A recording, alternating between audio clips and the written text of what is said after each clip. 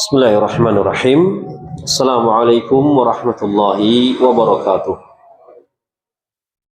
Alhamdulillah hamdan katsiran thayyiban mubarakan fih kama yuhibbu rabbuna wa yarda. Wassalatu wassalamu ala nabiyyina Muhammadin wa ala alihi wa sahbihi ajmain, amma ba'd. Jamaah kaum muslimin rahimakumullah, alhamdulillah kita bersyukur kepada Allah Subhanahu wa taala atas segala nikmat dan karunia yang Allah berikan kepada kita semua, baik berupa nikmat iman, nikmat Islam, nikmat sehat walafiat, yang mana dengan semua nikmat tersebut di pagi hari yang berbahagia ini kita dapat berjumpa kembali untuk melanjutkan pengajian rutin kita. Semoga salawat dan salam tercurah kepada Nabi besar Nabi Muhammad sallallahu alaihi wasallam, pada keluarganya, kepada para sahabatnya, dan kepada umatnya hingga akhir zaman kelak. Jamaah rahimakumullah, sebelum kita masuk pada bab tayamum, kita akan selesaikan terlebih dahulu ya pembahasan kemarin yang belum sempat selesai ya, tentang mandi-mandi yang disunahkan ya, mandi-mandi yang disunahkan. Mandi-mandi yang disunahkan kemarin sudah kita bahas, ada beberapa poin. Yang pertama, di antara mandi yang disunahkan, yang pertama adalah mandi pada setiap kali akan jima, ya, akan berhubungan suami istri. Itu ada mandi yang disunahkan ya.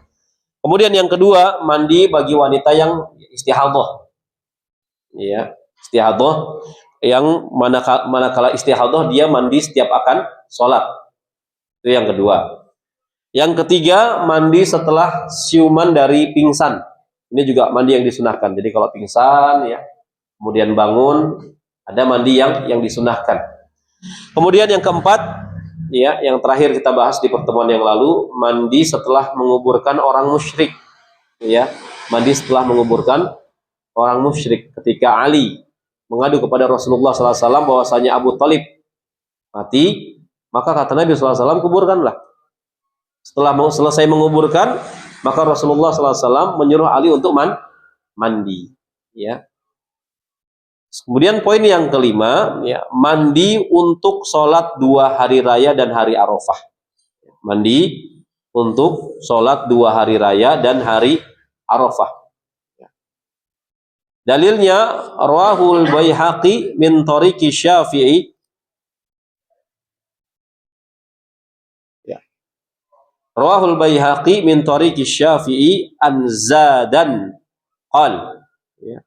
Imam Baihaqi ya, meriwayatkan melalui tariq Asy-Syafi'i, melalui jalur Asy-Syafi'i an Zadan, dari Jazan, ia berkata, sa'ala rajulun Aliyan radhiyallahu anhu 'anil ghusl. Ada seorang laki-laki bertanya kepada Ali radhiyallahu anhu tentang mandi. Qal ya, iktasil kulla yaumin in syi'ta. Maka jawabannya, mandilah setiap hari bila engkau mau. Mandi setiap hari bila engkau mau. Maka orang itu mengatakan, faqala la, bukan itu yang saya maksud, kata orang itu. Bukan itu yang saya maksud. La al-ghuslul ladzi huwal ghusl ya. Yang saya maksudkan mandi yang terikat dengan hal-hal tertentu ya. Maka qal ya, Ali mengatakan, yaumal jumu'ah wa yauma arafah wa yaumun nahar wa yaumal fitr ya. Kalau begitu ada mandi yang disunahkan di antaranya ya, mandi pada hari Jumat, kemudian mandi pada hari Arafah, kemudian mandi pada hari An-Nahar. Yaumun Nahar itu maksudnya hari raya Idul Adha. Kemudian ya, wa yaumal fitr, mandi pada hari raya Idul Fitri ya. Jadi ada sebagian negara itu yang mandinya memang nggak setiap hari, Pak. Beda sama kita. Kita kalau sehari nggak mandi gimana? Waduh, gerah. Habis mandi aja, habis mandi aja keringetan gitu tuh. Ya. Ada sebagian negara yang mungkin memiliki suhu yang ekstrim ya. Kalau panas sekali, ya. Kalau dingin ya dingin sekali. Seperti di kota Madinah itu, ya. Madinah itu beda sama Mekah. Ya.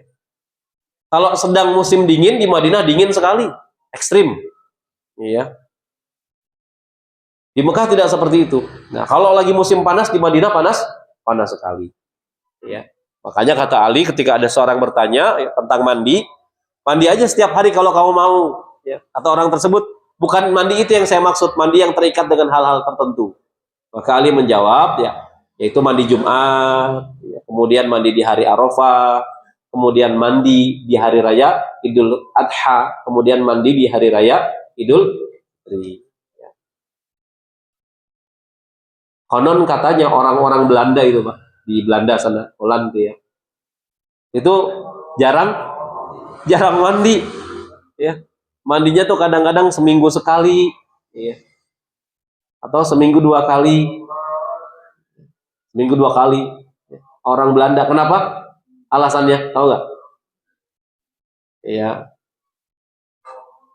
ibunda saya, ya, rahimahullah, itu punya teman tinggal di Belanda. Dia cerita, mandi itu di sana diirit-irit. Karena kenapa? Air mahal. Itu yang pertama. Air mahal. Kita bersyukur air berlimpah nggak di kita? Berlimpah ya. Mau mandi berapa kali terserah. Ya. Air mahal. Yang kedua, suhunya dingin. Ya. Antum kalau pergi ke daerah suhu dingin, malas mandi atau rajin mandi? Malas mandi. Malas mandi. Ya. Maka di sini Ali mengatakan mandi setiap hari nggak apa-apa kalau kau mau. Ya. Tapi ada mandi-mandi yang disunahkan. Jadi ketika haji, ya, di hari Arafah itu ada mandi yang disunahkan. Begitu juga ya orang yang malas mandi ya jangan malas-malas banget kalau hari raya Idul Adha, hari raya Idul Fitri sebelum berangkat sholat ya mandi malas banget wudhu doang gitu. Meskipun hukumnya sunnah, ya. Namun tetap mendapatkan pahala. Gak usah lama-lama, ya. Kalau malas mandi, yang penting mandi apa namanya kalau cepat? Mandi koboi ya. Udahlah mandi yang penting mandi gitu kan, bersih. Ya. Nah, jadi di antara mandi yang disunahkan, mandi untuk sholat 2 hari raya dan mandi Arafah. Ya mandi Arafah. Sebagian ulama mengatakan mandi Jumat itu wajib. Kayak ini hari Jumat, ya sebelum sholat Jumat mandi Jumat itu wajib. Kemudian yang berikutnya di antara mandi yang disunahkan, mandi setelah memandikan mayit. Mandi setelah memandikan mayit, hukumnya sunnah. Ya, jadi kalau ada di antara kita yang suka memandikan mayit, menyelenggarakan jenazah ketika saudara kita meninggal, maka hendaknya setelah memandikan mayit dia mandi meskipun hukumnya sunnah. Ya. Dalil ya man ghassala mayyitan falyaghtasil. Ya, dalam Sahih Ibnu Majah Nabi bersabda, barang siapa yang memandikan mayat falyaghtasil, maka mandilah. Mandilah di sini dihukumi sunnah. Ya, dihukumi sunnah. Ya. Jadi barang siapa yang mungkin memandikan mayit, namun kadang-kadang ada hal yang perlu diluruskan. Ya. Mayit perempuan dimandikan oleh perempuan, ya. Kecuali suaminya boleh. Istri, ya, yang memandikan suaminya boleh tidak? Boleh. Begitu juga kalau suami meninggal, ya, yang memandikan istri boleh. Ya. Namun ada sebagian kesalahpahaman di tengah-tengah masyarakat kita. Umpamanya ada seorang ibu meninggal, ya. Tiba-tiba dipanggil tuh sama tukang mandiin mayit. Anak-anaknya mana? Ayo sini pada masuk. Ini bentuk bakti kalian semuanya. Iya. Yang laki-laki ada berapa anak laki-laki ada berapa nih? Kata tukang mandiin mayit. Ada 3, ayo sini semua. Yang perempuan ada 2, jumlah anaknya 5 umpamanya. Ya. Ayo mandiin. Ya. Yang laki-laki siram. Boleh nggak? Boleh nggak? Nggak boleh, Pak. Nggak boleh. Nggak boleh. Kalau ibu kita meninggal, ya, yang memandikan para wanita, ya, dan juga anak perempuannya boleh. Kalau ayah kita meninggal, berarti yang mandikan ya kaum laki-laki dan juga anak laki-lakinya beserta istrinya boleh, nggak jadi masalah. Nah, ini banyak kekeliruan yang terjadi di tengah-tengah masyarakat kita. Ada nggak yang model seperti itu? Banyak ya. Apalagi yang suka mandiin mayit, nggak paham syariat umpamanya. Biasanya semua anak-anaknya dipanggil, ya ini bentuk bakti kalian, ayo kamu yang nyabunin, kamu yang nyiramin. Nah, ini nggak boleh seperti itu. Laki-laki, mayat laki-laki ya sama laki-laki, dan istrinya mayat perempuan ya dengan kaum perempuan serta suaminya. Iya. Kemudian jemaah kaum muslimin rahimakumullah, mandi yang disunahkan berikutnya yang ketujuh adalah mandi untuk ihram. Mandi untuk ihram, baik untuk umroh ataupun haji. Ini juga hukumnya sunnah. Dalilnya an Zaid ibn Thabit, dari Zaid bin Thabit. Dia yang meriwayatkan Zaid bin Thabit. Siapakah Zaid bin Thabit, jemaah? Ada yang tahu nggak? Salah seorang sahabat yang mulia. Perannya apa? Punya peran apa Zaid bin Thabit? Apa? Menulis wahyu Al-Quranul Karim. Jadi ketika Rasulullah SAW menerima wahyu dari Allah Subhanahu Wa Taala, Rasulullah memanggil siapa? Zaid bin Thabit. Zaid, ta'al, uktub. Ya, Zaid sini, tulis wahyu. Ditulis sama Zaid di mana? Di atas pelepah kurma, ya, kulit binatang yang sudah mengering, di atas batu. Dulu belum ada kertas, Pak. Ya. Zaid menulis di mana saja. Kemudian juga Zaid juga berperan dalam membukukan Al-Quran di zamannya Utsman bin Affan. Ya. Dan Zaid bin Thabit ini dikisahkan ketika keluar rumah, ya, beliau memiliki wibawa yang dihormati oleh para sahabat lainnya. Berwibawa Zaid. Namun ketika masuk ke dalam rumah, jenaka, kata keluarganya. Jenaka. Ya. Jadi pelawak di tengah-tengah keluarga, nggak jaim. Ya. Ada orang jenderal ya di luar, wow, wibawanya luar biasa. Ya. Jenderal bintang berapa misalnya? Bintang 7 pusing, Pak. Jenderal bintang 2, ya. Kalau di luar dia suka apa? Kasih komando sambil nunjuk-nunjuk pakai tongkat komando. Begitu masuk rumahnya, jaim juga, jadi jenderal juga. Ya. Buat bercanda sama anak-anak dan istrinya aja apa? Jaim, tahu jaim ya? Gengsi. Ya. Saya jenderal, saya harus jaga wibawa. Ya. Sehingga ketika dia pulang ya ke rumahnya, anak-anaknya yang tadinya kumpul depan TV ya, begitu dengar ayahnya pulang, apa kata anaknya? Ayah pulang, pada ke kamar masing-masing. Takut jemaah. Ya, kenapa? Karena pangkatnya masih dibawa di dalam rumah. Zaid bin Thabit tidak. Ya. Kalau di luar rumah dihormati oleh para sahabat, kenapa? Wibawanya luar biasa. Ada orang-orang ya yang kita baru ngelihat sungkan ya nggak Pak? Karena wibawanya, Ya. Dari Zaid bin Thabit, annahu ra'a an-nabiyya sallallahu alaihi wasallam tajarrada li ihlalihi waqtasil, ya. Dari Zaid bin Thabit radhiyallahu anhu bahwa ia pernah melihat Nabi sallallahu alaihi wasallam melepaskan pakaian dan mandi untuk ihram. Ya. Jadi kalau yang umroh umpamanya ke Madinah dulu, ya, maka sebelum ke mikot, tempat mikot, ya, di Bir Ali, Masjid Bir Ali, Dzulhulaifah, maka dia boleh mandi ihram di mana? Di hotel. Ya. Boleh mandi untuk ihram di hotel ataupun di tempat mikot. Nah, di Masjid Bir Ali itu banyak kamar mandi ya. Ada sebagian jamaah yang mandinya di mikot, di kamar mandi sebelum berihram. Namun ini semua hukumnya sunnah. Artinya, ya, kalaupun kita berihram tanpa mandi terlebih dahulu, sah nggak? Ya sah. Namun mendapatkan pahala yang lebih apabila kita mandi. Iya, mandi. Kemudian yang terakhir sebelum masuk ke bab tayamum, ya, yang ke-8, mandi yang disunahkan, yakni mandi untuk memasuki kota Mekah. Masya Allah. Kota Mekah, haram, al-haram, ya, Baitul Haram. Ada adabnya, Pak. Mandi untuk masuk kota Mekah. Dalilnya an Ibnu Umar radhiyallahu anhuma, dari Ibnu Umar radhiyallahu anhuma, annahu kana la yaqdumu Makkah illa bata bi dzituwa hatta yusbiha wa yaghtasil. Dari Ibnu Umar radhiyallahu anhuma, ya, bahwasanya, ya, dia tidak memasuki kota Mekah kecuali bermalam di Dzituwa, ya. Dzituwa itu nama suatu daerah, ya. Dzituwa, Bukit Tua, ya. Kalau di surat An-Naziat, Muqaddasi Tua, tempat yang disucikan, yaitu At-Tua, Bukit Tua, ya. Muqaddasi Tua. Kemudian, ya, kecuali bermalam di Dzituwa namanya, ya. Hatta yusbiha, hingga, ya, tiba waktu pagi, ya. Wa yaktasil, kemudian beliau mandi. Jadi Ibnu Umar mengatakan demikian, sebelum masuk kota Mekah beliau bermalam dulu di Dzituwa. Paginya, subuhnya, ya, maka Ibnu Umar mandi sebelum masuk kota Mekah, ya, kota Mekah.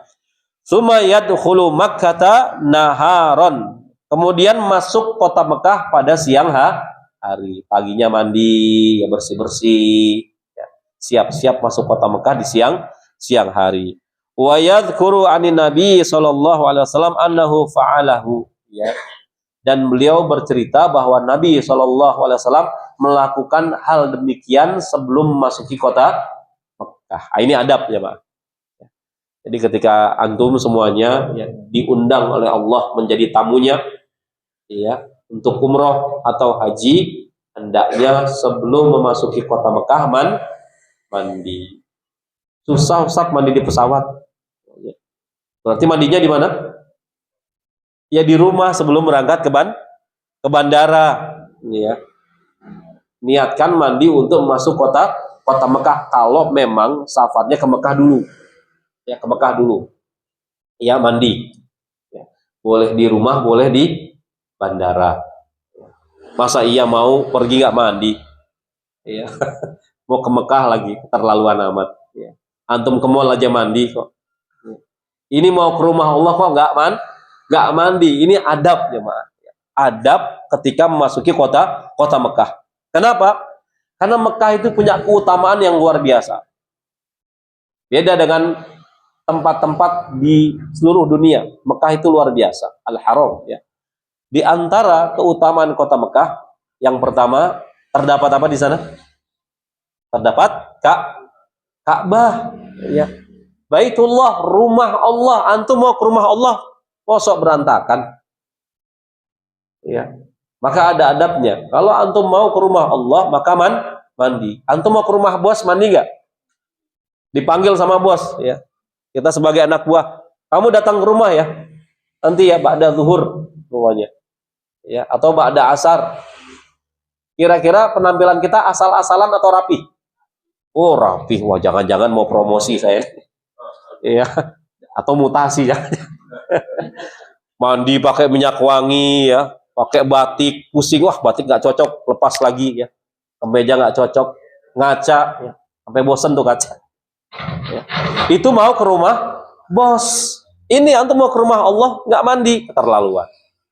Ya. Karena di Mekah itu ada Ka'bah, Baitullah, rumah Allah. Ya. Di dalam surat Ibrahim, ya, Allah menyebutkan mengenai doa Nabi Ibrahim, ya, kasih Allah Khalilullah alaihissalam. Di surat Ibrahim ayat 37 Allah berfirman, Rabbana inni askantu min dzurriyyati biwadi ghairi dzi zar'in inda baitikal muharram, kata Nabi Ibrahim. Ya Rabb kami, sesungguhnya aku telah menempatkan sebahagian keturunanku di lembah yang tidak mempunyai tanaman-tanaman di dekat rumah engkau Baitullah Al-Haram yang dihormati. Jadi Mekah itu lembah, coba. Yang namanya lembah itu cekung seperti ini. Makanya biasanya kalau hujan kalau di Mekah, di Madinah tuh deras, Pak. Nggak kayak hujan di sini, deras. Ya. Biasanya apa, banjir. Makanya ketika Rasulullah SAW berusia 35 tahun, ya, pernah terjadi banjir besar di Mekah. Bahkan Ka'bah itu sampai sebagiannya runtuh. Bayangin, Pak. Sehingga butuh renovasi. Ya. Akhirnya semuanya urunan. Tahu urunan ya, patungan. Dengan syarat uang yang dikumpulkan harus halal thayyib. Tidak boleh dari hasil riba, judi, merampok, mencuri, dan sebagainya. Setelah kumpul, kabilah-kabilah yang tadinya bersaing, ya, menjadi satu padu gotong royong untuk merenovasi Ka'bah. Ya. Uangnya nggak cukup, sehingga Ka'bah selesai seperti yang kita lihat sampai sekarang. Berbentuk kubus. Awalnya berbentuk apa? Bentuk asli Ka'bah persegi panjang, Pak. Itu bentuk asli Ka'bah tuh persegi panjang sampai Hijr Ismail. Ya. Runtuh karena banjir, ngumpulin uang, begitu renovasi, dana nggak cukup. Selesai sampai dengan bentuk seperti sekarang, kubus. Ya, makanya kata Nabi SAW, barang siapa yang sholat sunnah di Hijr Ismail, seakan-akan dia sholat di dalam Ka'bah. Makanya bangunan asli Ka'bah itu sampai Hijr Ismail. Dana nggak cukup, yang sudah seperti sekarang yang kita lihat, berbentuk kubus. Ka'bahnya sudah beres. Ada satu masalah. Masalahnya apa? Siapa yang berhak meletakkan Hajar Aswad yang tadinya bersatu padu, jadi apa? Pecah belah lagi. Karena satu sama lain merasa berhak untuk meletakkan Hajar Aswad. Masya Allah, Pak, ya. 3 hari 3 malam Mekah dalam kondisi mencekam gara-gara Hajar Aswad. Ya. Akhirnya dicapai musyawarah untuk mufakat. Hasil musyawarah tersebut, barang siapa yang pertama kali masuk Masjidil Haram lewat pintu Bani Syaibah, sekarang namanya pintu Babus Salam, maka dia yang berhak meletakkan Hajar Aswad. Ya. Begitu dilihat, kira-kira siapa yang masuk? Rasulullah SAW ketika itu beliau berusia 35 tahun, belum diutus jadi Nabi. Maka Nabi menyuruh untuk mengambil kain besar, dan Nabi menyuruh para masing-masing kepala kabilah untuk memegang ujung-ujung kain dan membawanya ke sisi Ka'bah, sehingga yang tadinya, ya, 3 hari 3 malam dalam keadaan mencekam menjadi cair. Itulah akhlak yang mulia dari Nabi Shallallahu Alaihi Wasallam. Ya. Jadi keutamaan Mekah terdapat Baitullah, Ka'bah, ya, rumah Allah. Ada juga Ka'bah di langit. Namanya apa, jemaah? Baitul Ma'mur. Ka'bahnya penduduk langit. Jadi Ka'bah ada 2, Pak. Di dunia itu di Mekah, di langit itu di mana? Baitul Ma'mur. Baitul Ma'mur itu letaknya di langit keberapa? Masih ingat gak? Langit ada 7, antum tebak berapa? Ada? Langit yang ke-7. Ya. Langit yang ke-7. Makanya ketika Nabi SAW Isra Mi'raj, ya, Nabi melihat Nabi Ibrahim di langit ke-7 sedang menyandarkan punggungnya di Baitul Ma'mur. Sedang menyandarkan punggungnya di Baitul Ma'mur.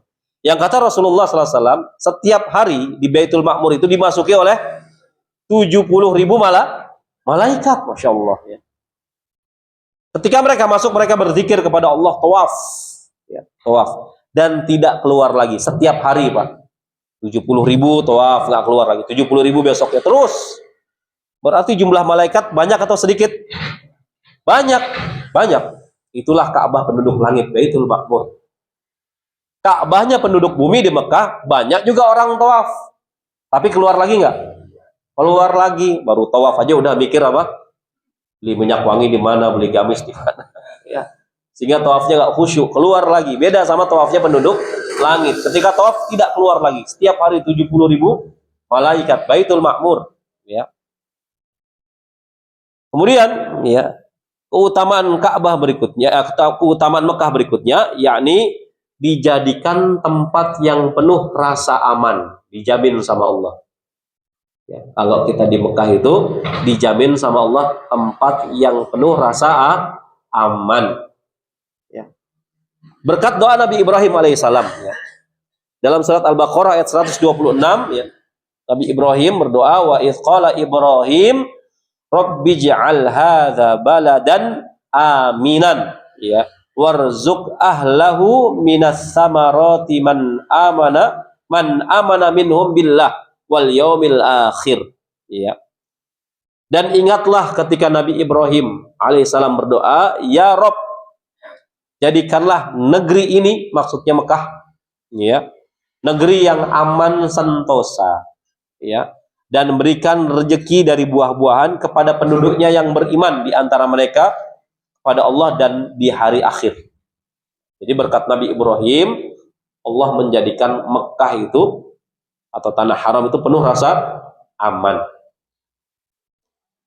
Tapi ingat, para ulama mengatakan tanah suci itu tidak berarti mensucikan orang yang di dalamnya. Tanahnya tanah suci. Orang yang di dalamnya belum tentu Allah sucikan. Karena Abu Jahal CS pernah hidup di tanah suci, kan gitu ya. Iya. Jadi kalau ada yang bilang, kok di Mekah ada copet, ya, dia pikir orang yang hidup di Mekah semuanya orang baik. Ada nggak orang jahat di Mekah? Buktinya Abu Jahal dulu hidup di Mekah. Abu Lahab dan abu-abu yang lainnya kan gitu. Hidup di Mekah. Ya. Jadi tanah suci tidak berarti mensucikan orang yang di dalamnya. Banyak yang salah paham, ya. Pernah viral kemarin itu ya, saya lihat di beberapa media sosial ya. Ada seorang jamaah Indonesia yang curhat. Saya itu berusaha megang Hajar Aswad kemudian dilecehkan. Ya. Dipegang-pegang bagian vitalnya ketika dia berusaha untuk mencium Hajar Aswad. Kalau perempuan apalagi sekarang, Pak, mohon maaf nih. Untuk mendekat, bukan nyium, mendekati Hajar Aswad saja sulit ya. Saking padatnya. Saya belum lama ke sana. Itu seperti musim haji, Pak. Luar biasa padat. Luar biasa padat, ya. Jangankan untuk mencium, mendekat saja kepental terus, ya. Pental terus. Ini ada jamaah Indonesia lagi padat-padat memaksakan diri untuk mencium Hajar Aswad. Inilah kesalahannya. Ada sebagian jamaah dari Indonesia ini, ya, dia salah paham. Dia pikir cium Hajar Aswad itu wajib. Kayaknya kalau belum nyium Hajar Aswad rasanya belum ke Mekah. Akhirnya dengan menghalalkan segala cara, dia berusaha untuk mencapai Hajar Aswad, kemudian menciumnya. Ya. Padahal ada kaidah la doror wala diror. Jangan kalian memodoroti diri kalian dan memodoroti orang lain. Gak bisa ngukur dirinya sendiri. Fisik orang kita, orang Asia, orang Indonesia, kecil apa tinggi besar, Pak? Ya kecil. Beda sama fisiknya orang-orang Jazirah Arab, tulangnya gede-gede, Pak. Kita tulangnya kecil, lambungnya juga kecil. Ya, kalau orang-orang Jazirah Arab tulangnya besar, udah besar-besar ya. Dibalut dengan daging besar-besar, tinggi. Sehingga ketika memaksakan diri, ya, menembus kerumunan, ya, maka apa yang terjadi? Mudarat buat diri sendiri dan juga buat orang lain. Akhirnya apa? Sikut kanan, sikut kiri. Untuk melakukan hal yang sunnah, yaitu mencium Hajar Aswad, dia melakukan hal yang haram di depan rumah Allah. Bayangin, Pak. Ada nggak yang model gitu? Sikut kanan, sikut kiri. Banyak. Narik kain ihram orang ya sehingga terlepas, ngejambak rambut orang, nyekek. Ada orang yang mungkin kesandung jatuh, diinjak. Itu kalau sudah jatuh tawaf, saking padatnya, sulit untuk berdiri ya. Yang ada keinjek-injek. Itu dia curhat tuh. Saya lihat tuh medsos. Ya. Ternyata ya di Mekah itu banyak orang jahat. Dia cerita kronologisnya. Saya berusaha nyium Hajar Aswad, saya sudah sampai Hajar Aswad ya. Bagian vital saya dilecehkan oleh orang-orang Arab di sana. Sehingga yang terframing apa? Oh, ternyata orang-orang Arab itu apa? Suka melecehkan wanita. Makanya kita harus pahami, tanah suci itu tidak lantas mensucikan orang yang di dalamnya. Bahkan juga ada copet nggak di sana? Ada, Pak. Copet, ya. Jambret. Banyak di sana. Kalau mau baik semua orangnya, di mana kira-kira? Kalau di masjid baik nggak lingkungannya? Tapi ada nggak orang jahat di masjid? Ada ya, kotak amal aja hilang. Kotak amal aja hilang. Lingkungannya baik, belum tentu semua orangnya baik dalam masjid. Kalau mau baik semua di mana kira-kira? Di surga. Di Madinah juga masih ada orang jahat.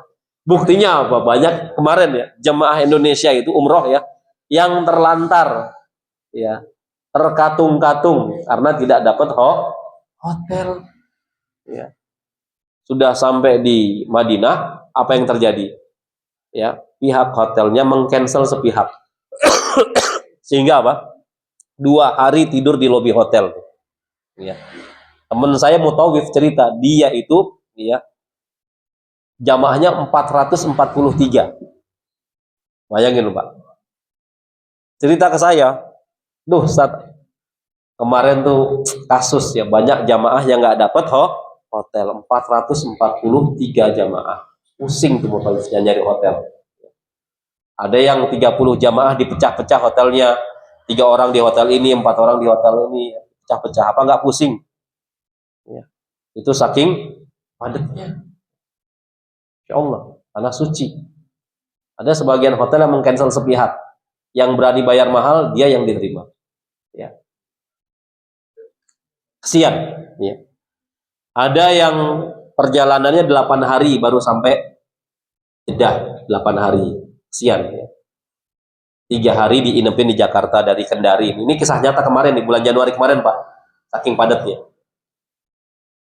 Travel nakal. Jamaah dari Kendari itu diberangkatkan. Yang namanya jamaah umroh kan rata-rata masih muda atau sudah sepuh rata-rata. Sudah sepuh, sudah tua Pak, kesian. Apalagi orang daerah dari Kendari, bayang Makassar. Diberangkatkan ke Jakarta, nggak langsung diberangkatin. Tunggu bandara mana tiketnya, sampai nangis-nangis tuh. Akhirnya diinepin di Jakarta 3 malam Pak. Bayangin. 3 malam. Setelah didesak pihak travelnya itu, baru dia beli tiket. Itu pun tiket transit di Bangkok. Di Bangkok diinepin lagi 2 hari. Belum ada kejelasan. Itu nangis-nangis mereka. Nggak siap secara finansial, kan harus makan dan sebagainya. Cilakanya lagi tidak ada pendampingan dari pihak travel, nggak ada tour leadernya, nggak ada wifnya. Sian, akhirnya terkatung-katung.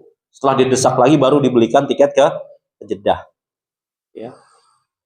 Pulangnya pun demikian. Ya. Ke Filipina dulu, diinepin 3 hari. Ya. Terus dikasih kode booking sama travelnya, begitu ditunjukkan ke imigrasi Filipina, ternyata kode booking palsu Pak. Akhirnya mereka semua ditahan, bayangin Pak. Kesian nggak tuh? Kemarin tuh. Sehingga ada 1 orang jamaah meninggal dunia di dalam pesawat. Saking letihnya, saking capeknya. Penerbangan langsung saja direct 9 jam dari Jakarta ke Jeddah. Capek atau tidak?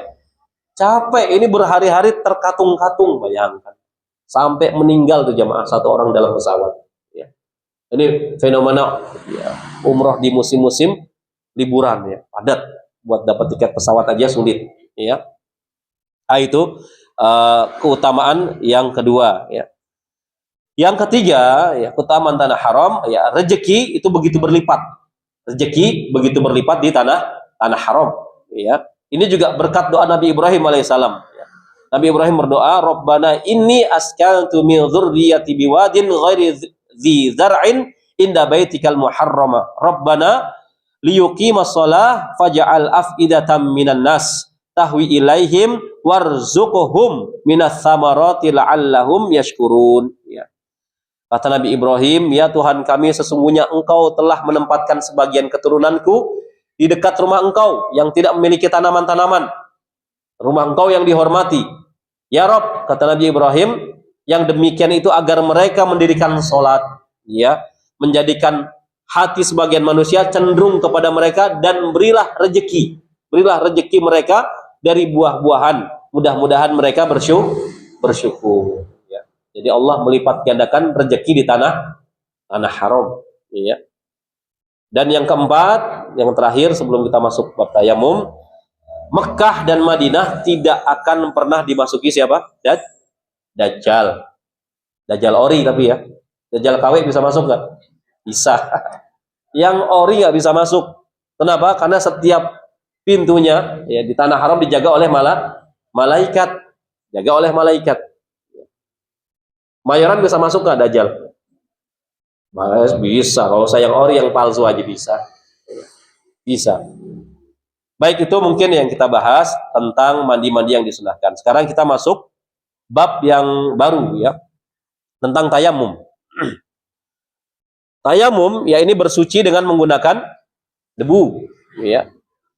Kemudian dalil di syariatnya tayamum di surat Al-Maidah ayat 6, Allah Subhanahu wa taala berfirman, "Wa in kuntum marda au ala safarin au jaa ahadun minkum minal ghaid au lamastumun nisa falam tajidu ma'an fatayammamu," kata Allah. Fatayammamu sa'idan thayyiba famsahu biwujuhikum wa aydiyakum min, ya. Dan jika kamu sakit atau kata Allah dalam safar, dalam perjalanan, atau kembali dari tempat buang air, dari WC, dari toilet, ya, atau setelah menyetubuhi wanita lalu kamu tidak memperoleh air, ya, tidak ada air, ya, maka solusinya kata Allah fatayammamu, maka bertayamumlah dan thayyiba, dengan debu yang thayyib. Thayyib itu apa? Baik. Dengan debu yang baik, ya. Kemudian caranya bagaimana kata Allah? Famsahu biwujuhikum. Usaplah wajahmu, usaplah mukamu, ya. Wa aidikum min, ya, dan tanganmu itu dengan debu, ya. Bagaimana cara mengusap wajah, bagaimana cara mengusap tangan, dijelaskan nanti dalam hadis-hadis yang sahih, ya. Jadi Allah tegaskan di surat Al-Maidah ayat 6, apabila kita sakit, ya, atau dalam perjalanan, atau dari WC, ya, setelah buang air, ya, buang air kecil, buang air besar, atau setelah berjima dengan istri, tidak tiba-tiba air pam mati, kebetulan baknya kosong, maka solusinya fatayammamu, maka bertayamumlah dengan debu yang suci, ya, dengan debu yang suci. Setelah bertayamum dengan debu yang suci, maka kata Allah, usaplah wajahmu dan juga kedua tanganmu, ya. Ini artinya apa? Kemudahan dari Allah Subhanahu wa taala. Jadi Islam itu mudah, tapi jangan dimudahkan. Ada air miliknya tayamum. Boleh dengan beberapa catatan yang akan kita jelaskan nanti. Ini dalil yang pertama, ya, dalil tayamum di surat Al-Maidah ayat ke-6. Adapun dalam hadis-hadis yang sahih, Rasulullah SAW bersabda, "Inna sa'ida thayyib tahurul muslimi wa illam yajidil ma'a asra sinin." Ya, Masya Allah. Bahwasanya kata Nabi SAW, ya, debu yang bersih, debu yang thayyib, yang baik, yang bersih, ya, tahurul muslim adalah sebagai pembersih, pensuci bagi orang-orang muslim, ya. Wa in lam yajidil ma'a asra sinin, walaupun ia tidak mendapatkan air asra sinin, selama 10 tahun. Nggak ada air, ya. Hidupnya di gurun umpamanya, cari air susah, ya. Maka boleh bagi dia bersuci dengan menggunakan debu, entah dia sakit atau habis dari kamar mandi, habis BAB, BAK, ya, atau juga habis berhubungan suami istri. Maka apabila tidak ada air meskipun selama 10 tahun, maka dia bisa bersuci dengan debu yang thayyib, debu yang bersih, debu yang baik. Itu cukup baginya untuk mensucikannya meskipun tidak mendapati air selama berapa tahun kata Nabi? 10 tahun, ya.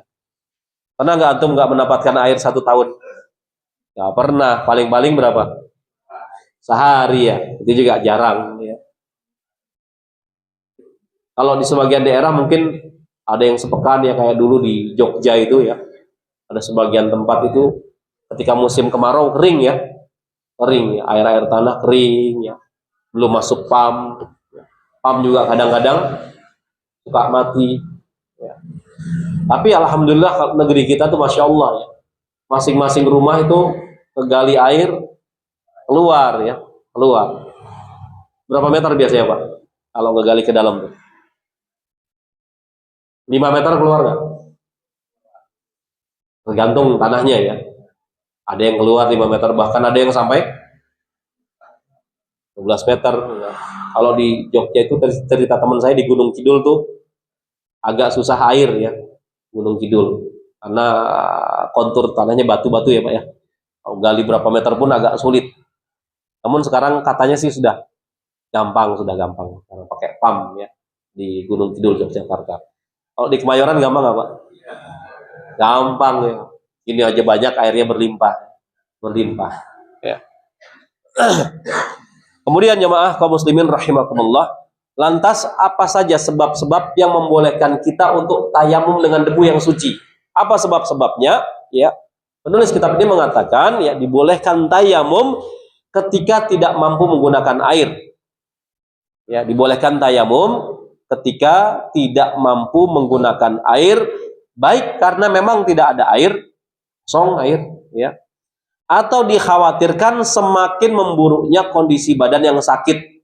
Ada orang yang sakit kalau kena air tiba-tiba demam tinggi, ada tidak? Ada. Ya, semakin memburuk, maka boleh bertayamum baginya. Atau karena suhu dingin yang ekstrim. Ada air, ya. Namun suhu dinginnya ekstrim. Ya. Seperti di mana? Kalau di Indonesia di mana? Di puncak emang ekstrim? Kayaknya enggak ya. Di Dieng, Pak. Dieng itu kalau bulan Agustus. Kalau bulan Agustus itu konon katanya dinginnya mencapai -2. -1, -2, bahkan embunnya saja jadi es. Ya. Kalau tukang es kesana seneng. Sinar Garut tinggal kerokin dari daun ya. Itu teman saya tinggalnya di Dieng, punya rumah di sana. Dia bilang, Ustadz, kalau saya sikat gigi, kumur-kumur gigi saya apa? Ngilu, ya. Tebas. Saking dinginnya, buat sikat gigi subuh-subuh. Mandinya saya jam berapa? Jam 12 siang ya, jam 1. Nggak berani mandi pagi kecuali pakai air hangat. Antum ngopi, bikin kopi. Ya. Ngopinya di luar Pak, di halaman. Dieng coba ya. Itu kalau nggak cepet-cepet diminum jadi apa? Jadi dingin, jadi es. Saking dinginnya, Masya Allah. Nah, ada suhu-suhu yang memang dinginnya ekstrim seperti itu, meskipun ada air, maka boleh bagi kita untuk tayamum apabila kita tidak kuat. Ya, boleh. Ya, boleh. Dalilnya an Imran ibn Husain radhiyallahu anhu qol, dari Imran bin Husain radhiyallahu anhu dia berkata, kunna ma'a Rasulillah sallallahu alaihi wasallam fi safarin fasalla bin nas. Kami pernah bersama Rasulullah sallallahu alaihi wasallam dalam suatu perjalanan safar, ya. Kemudian faidza huwa birajulin mu'tazidin. Kemudian ketika sedang dalam perjalanan safar, ya, beliau salat bersama para sahabatnya. Nabi sallallahu alaihi wasallam salat bersama para sahabatnya. Ternyata, ya, faidza huwa birajulin mu'tazidin. Ada seorang sahabat yang mengucilkan diri, menyendiri saja mengucilkan diri, nggak mau ikut sholat berjamaah. Faqal, maka dikatakan, ma mana'aka, ya, apa gerangan yang menghalangimu untuk ikut sholat berjamaah bersama kami? Ya. Maka orang itu mengatakan, asobatni janabatun wala ma'a, ya, saya ini junub dan tidak ada air, makanya saya menyendiri, nggak ikut sholat bersama kalian. Udah junub, tidak ada air. Oh, itu alasannya, ya. Maka faqal sallallahu alaihi wasallam, maka Rasulullah sallallahu alaihi wasallam bersabda, alaika bis-sa'idi fa innahu yakfika, ya. Hendaklah kamu bertayamum dengan debu karena sesungguhnya hal tersebut mencukupimu, alias sudah cukup bagimu untuk mensucikanmu, Pak, ya. Jadi kalau seorang junub, ya, kemudian tidak ada air umpamanya, maka cukup dia bersuci dengan debu, ya. Ini yang pertama, ya. Yang kedua, an Jabir radhiyallahu anhu, dari Jabir radhiyallahu anhu yang mengatakan, kharajna fi safarin fa asaba rajulan minna hajarun fashajjahu fi ra'sihi thumma ihtalama fasala ashabahu faqal, ya. Dari Jabir radhiyallahu anhu yang mengatakan, kami keluar dalam suatu perjalanan, lalu seorang di antara kami tertimpa sebuah batu, ya, tertimpa sebuah batu sampai melukai kepalanya. Ya. Kalau safar di Mekah, di Madinah, melewati gunung-gunung yang konturnya batu, Ada batu yang jatuh dari atas ke bawah menimpa kepala seorang. Kemudian terluka, kemudian ia mimpi basah. Bayangin Pak, palanya luka ketimpa batu, pas tidur mimpi basah ya. Dua-duanya basah ya, kepala ya, kemaluannya ya, mimpi basah. Kemudian bertanya kepada para sahabat Nabi, ya, apakah kalian mendapatkan rukhsah? Hal tajiduna li rukhsatan? Apakah kalian mendapatkan rukhsah fi tayamum, untuk bertayamum? Ya. Maka para sahabat Nabi kompak menjawab, kami tidak mendapatkan rukhsah untukmu untuk bertayamum. Ya. Karena engkau mampu menggunakan air. Jadi sebagian orang berfatwa, ya, tak boleh, ya, kamu nggak boleh bertayamum. Kenapa? Karena ada air, meskipun kepalamu bocor, ya, sedangkan kamu mimpi basah, nggak boleh. Kamu tetap harus mandi wajib. Ya. Kemudian ia akhirnya Bapak mandi besar dengan air. Apa yang terjadi? Setelah mandi dia meninggal dunia, bayangin. Ya, pusing nggak tuh yang ngasih fatwa? Ya. Waduh, meninggal. Ya. Ente sih salah-salah. Meninggal dunia Pak. Dia nanya, ada keringanan nggak buat aku kalau nggak mandi? Gitu ya. Soalnya kepalaku apa? Bocor, banyak darah keluar. Maka mereka berfatwa, oh nggak bisa. Kalau terjemahan bebasnya gitu, oh tidak bisa, nggak bisa. Kamu tetap wajib mandi besar dengan air. Mandi orang tersebut, habis mandi meninggal. Bahaya nggak tuh Pak? Fatwa tanpa ilmu memudaratkan orang lain. Ya. Kemudian tatkala kami sampai ke hadapan Rasulullah SAW, hal tersebut disampaikan kepada beliau SAW, diadukan, ya, diceritakan kronologisnya. Ya. Maka Nabi SAW bersabda, mereka telah membunuhnya dengan fatwanya. Ya. Mereka telah membunuh orang tersebut dengan fatwanya. Ya. Maka Allah akan membunuh mereka. Disumpahin sama Nabi, doakan. Maka Allah akan membunuh mereka. Ini bahayanya berfatwa tanpa ilmu. Ya. Doakan sama Nabi. Niscaya Allah akan membunuh mereka yang berfatwa tersebut. Ya. Mengapa mereka tidak bertanya bila mereka tidak mengetahui? Maksudnya siapa? Yang mengeluarkan fatwa itu jangan asal fatwa. Kenapa nggak tanya kepada orang yang lebih berilmu? Ya. Kenapa tergesa-gesa dalam memberikan fatwa sehingga memudaratkan orang lain sampai kehilangan nyawa? Bayangin. Perkara mandi itu. Ya. Karena sesungguhnya obat kebodohan hanyalah bertanya, kata Nabi SAW. Obat kebodohan itu bertanya. Maka ada pepatah dalam masyarakat kita, malu bertanya, sesat di jalan. Ya. Ah gampang Ustaz, ada Gmaps. Ya Alhamdulillah sekarang ada Gmaps. Itu si Mbak Gmaps itu kerjanya lembur 24 jam Pak. Baik. Kasih tahu orang-orang ya, Masya Allah ya. Baik, ya. Memandu terus kita. Ya. Kadang-kadang ada orang yang nyasar sampai ke tengah sawah mobil. Dipandu sama Gmaps. Ada nggak? Ada, sampai masuk ke dalam hutan ya. Udah kerja 24 jam disalah-salahin pula. Ya. Padahal biasanya orang tersebut yang salah belok. Biasanya. Ya. Kemudian kata Nabi SAW, cukuplah baginya hanya dengan tayamum. Itu fatwa dari Nabi SAW. Ya. Orang tersebut kepalanya bocor, terus mimpi basah. Harusnya cukup bagi dia untuk tayamum. Ini malah mereka berfatwa untuk mandi, yang meninggal orang tersebut.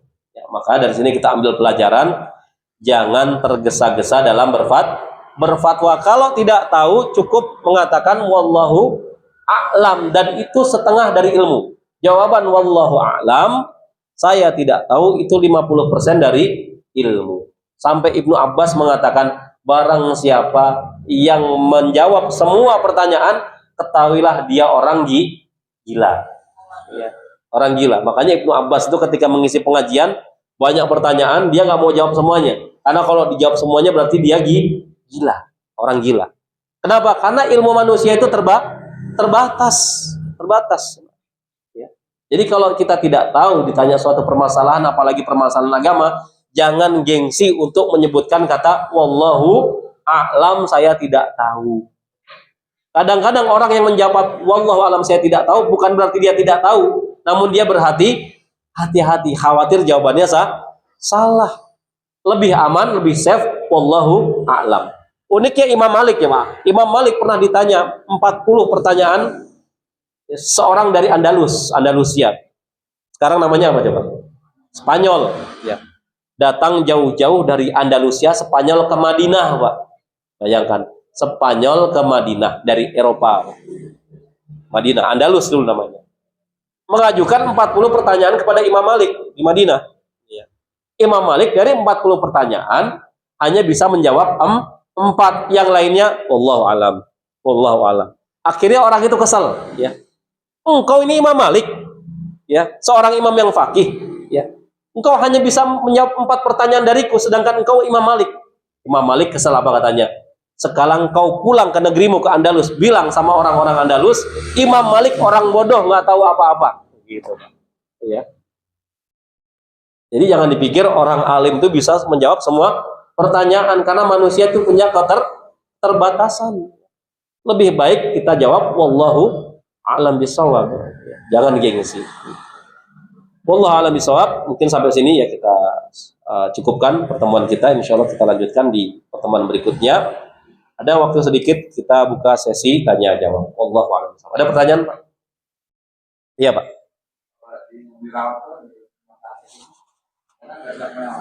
Ya. Iya. Ketika orang sakit, dia harus bisa mengukur dirinya. Jika ada air, kalau dia sholat berwudu pakai air, memudaratkan dirinya tidak? Dia nggak bisa berdiri. Diwudukan sama anaknya umpamanya. Ya. Dia harus mengukur dirinya. Ini mudarat nggak kalau saya wudu pakai air?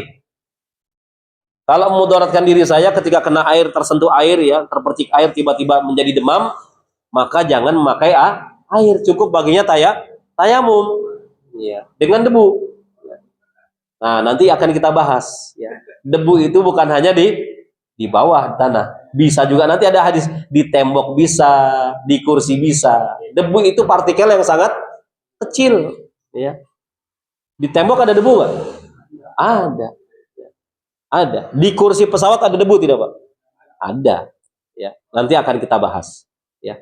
Jadi boleh baginya tayamum. Kalau air mudaratkan baginya ketika sakit. Ya, wallahu a'lam bishawab. Iya. Iya, Pak. Ya. Di rumah nggak ada air. Apa langsung tayamum atau sadu kan? Oh gitu ya. Iya. Baik. Kita dalam keadaan junub, ya, keadaan junub, di rumah tidak ada air, tapi tetangga kita punya air, ya, punya air, ya. Maka hendaknya kalau seperti ini, ya, kita minta tolong tetangga kita untuk nyelang bisa nggak? Nyelang, atau mungkin numpang mandi, ya. Memungkinkan nggak? Memungkinkan tidak? Kalau memungkinkan ya lakukan seperti itu. Ya. Antum risih tidak? Iya, risih tidak? Namun kalau memang ada tetangga dekat kita samping rumah itu ada air, apalagi depan kita masjid yang airnya berlimpah, ya, maka hendaknya bagi kita untuk bersuci dengan menggunakan air, itu lebih baik, ya, lebih baik, lebih menyegarkan tubuh. Ya. Usaha dulu, kecuali antum di gurun pasir, ya, di gurun pasir mana air nggak ada lagi. Pasir berlimpah, pilih air atau pasir? Ya pasir, air aja nggak ada. Nah, kalau hidup di tengah-tengah masyarakat kita, ya, yang kita mati pam, ya, tetangga air tanahnya masih ngalir, itu bisa kita, ya, numpang mandi di tetangga dalam keadaan junub. Allahu a'lam bishawab. Iya, masih ada jemaah? Iya, silakan, Pak. Gimana, Pak? Cukup?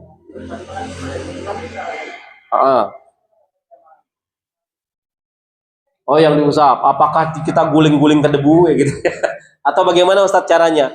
Caranya tadi, ya, famsahu biwujuhikum wa aydiyakum min, ya. Jadi caranya, ya, walaupun nanti akan kita bahas, ya, tapi saya jelaskan dulu awal di sini. Jadi membaca basmalah dulu. Bismillah, kemudian kita tepuk tangan kita, ya, ke permukaan yang berdebu. Bisa ke lantai, bisa ke tembok, ya. Kemudian setelah itu kita mengusap wajah kita. Sekali saja Pak, wajah. Setelah itu kedua tangan. Nah, kedua tangan nanti dijelaskan dalam hadis-hadis yang sahih, cukup bagian punggung tangan saja, satu kali, satu kali. Satu kali, satu kali. Itu sudah cukup mensucikan seseorang yang junub dan yang lainnya. Ya cukup. Itu alternatif. Jadi tayamum itu alternatif kalau tidak ada air. Nggak seger Ustadz, ya mau gimana mau seger pakai debu. Gimana mau seger pakai debu, tapi kan itu alternatif. Daripada antum mau sholat nggak bisa, ya lebih baik bersuci dengan menggunakan debu, nggak ada air. Itu alternatif. Nanti kalau dapat air antum mandi nggak jadi masalah. Jadi itu sudah cukup bagi orang yang junub tidak mendapati air, ya. Baca bismillah, tempelkan kedua tangan, telapak tangan ke debu, usap wajah sekali, usap punggung tangan kanan kiri sekali. Satu, satu. Ya. Bukan caranya guling-guling di pasir, ya. Ente kenapa aneh junub, ya? Waduh, gawat itu. Gawat. Makanya itulah fungsinya menuntut ilmu, menuntut ilmu. Iya, menuntut ilmu. Wallahu a'lam bishawab. Ya, ada lagi? Cukup ya? Baik, kita tutup.